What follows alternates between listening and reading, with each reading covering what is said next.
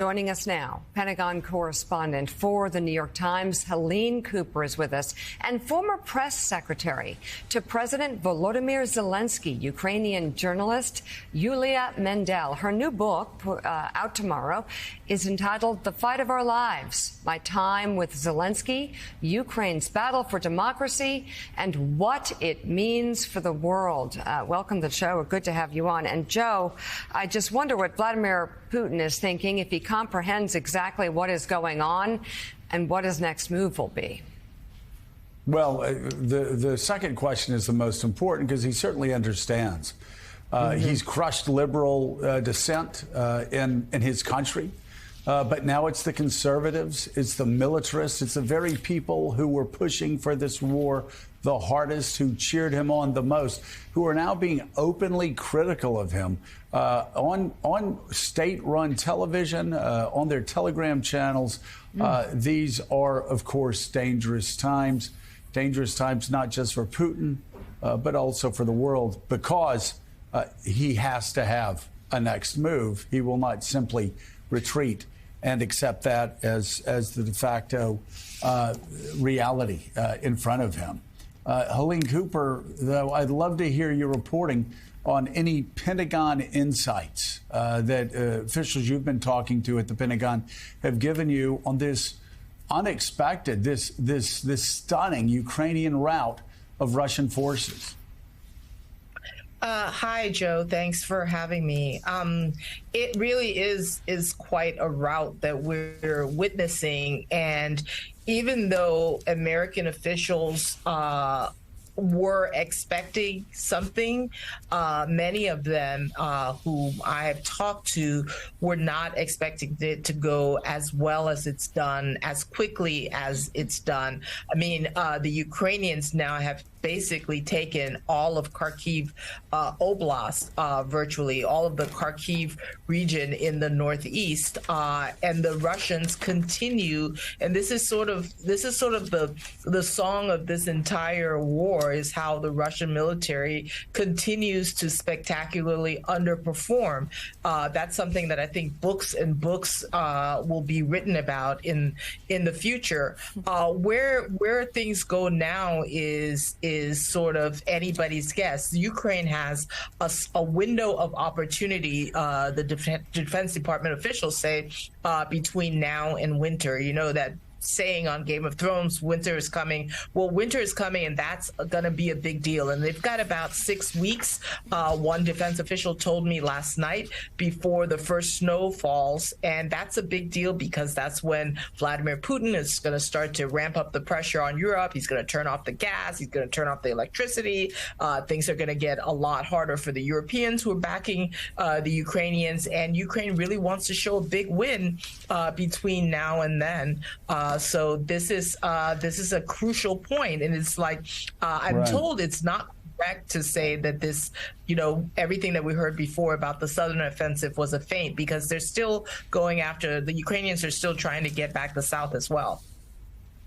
So, Helene, we had General McCaffrey on earlier this morning, and as always, it was hard to get him to state an opinion of the Russian forces. He said they were drunk, stupid, and ill-trained, and absolutely miserable. I remember, though, at the beginning of the war, as the Russian troops were moving tank divisions through towns and villages to get to the front, former General Mark Hertling was mocking their formations, saying you can even look at these videos and see that this is an extraordinarily undisciplined fighting force.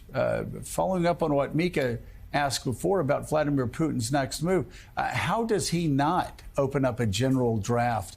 How does he not expand the number and quality of forces that are fighting in Ukraine? He has so put himself in a fix, Joe, because opening up a general draft, a general popular mobilization, means he is admitting he's been lying to the Russian people for the past 6 months. This is a special military operation. It's not that big a deal. Don't worry about it. Look here, they're Nazis, whatever. But opening up a a general draft means he is going to have to acknowledge just how spectacularly his Ukraine invasion has failed, and that makes things politically very, very difficult for him. So far, he's kept a lid, but things are starting to crack now in Russia, and whether this happens in a flood or whether this is just stays a trickle remains to be seen. But you alluded to this earlier yourself.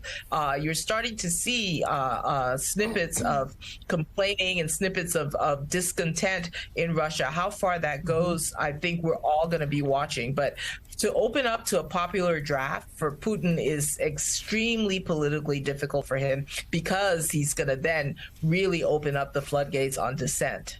Yulia, obviously you can comment on what's already been said, but also curious, you work directly with Volodymyr Zelensky, and I'm wondering, given you worked for him for a good amount of time, if you're surprised to see that the Ukrainians are reclaiming territory. I should point out she's now working as a journalist. But is this surprising that they're actually taking back land that was taken from them?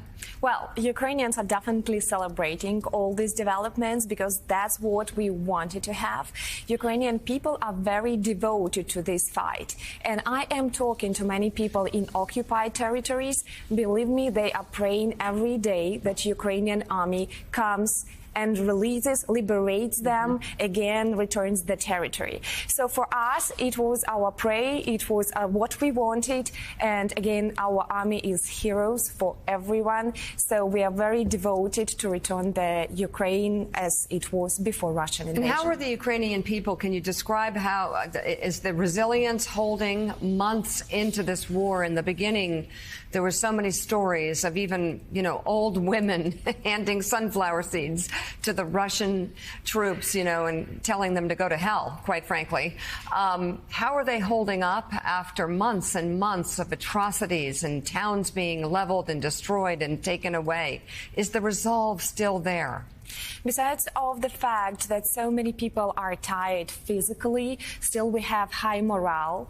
A lot of people stayed there because we believe in our country. We are patriots because we have what to fight for and stand for. I was talking to so many devoted volunteers, people who supply humanitarian aid, and they really devote 24/7 to this victory. So we believe that the victory will be soon, and we hope that before winter we will have a lot of results and we will kick these Russians out of our land.